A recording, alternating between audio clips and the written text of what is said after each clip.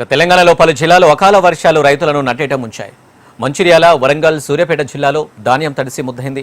మంచిర్యాల జిల్లా చెన్నూరు, కోటపల్లి, భీమారం, జైపూర్ మండలాల్లో భారీ వర్షం కురుస్తుంది. ధాన్యం కొనుగోలు కేంద్రాలు, కళ్ళాల్లో ఆరబెట్టిన ధాన్యం కళ్ళెదుటే తడిసిపోవడం చూసి రైతులు కన్నీరు మున్నీరయ్యారు.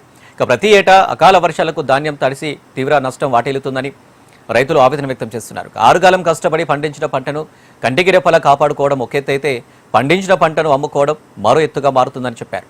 తడిసిన ధాన్యం ప్రభుత్వమే కొనుగోలు చేయాలని రైతులు డిమాండ్ చేశారు.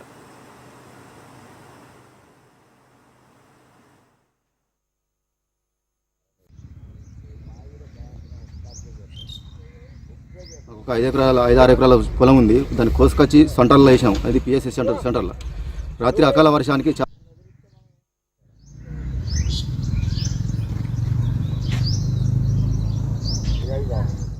ఒక 5-6 ఎకరాల పొలం ఉంది. దాన్ని కోసుకొచ్చి సెంటర్లో వేసాం. అది పిఎస్సి సెంటర్లో రాత్రి అకాల వర్షానికి చాలా ఇబ్బందులు పడ్డాము. రైతులని ఒక్కనే చాలామంది ఇక్కడ ఒక 100 మంది రైతులు ఉంటారు. 100 మంది రైతులు చాలా ఇబ్బంది పడ్డారు.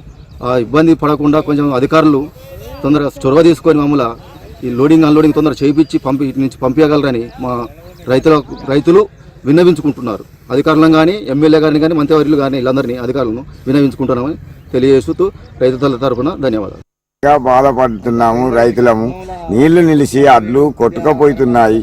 అంగడంగడి బాగా ఇబ్బంది పడుతున్నాం. సార్ మీరు ఎట్లన్నా చేస్తే మీకు దయచేసి మంచిగా ఉంటుంది కదా, మీ దయసోని మా అడ్లు వచ్చి చూడుర్రి.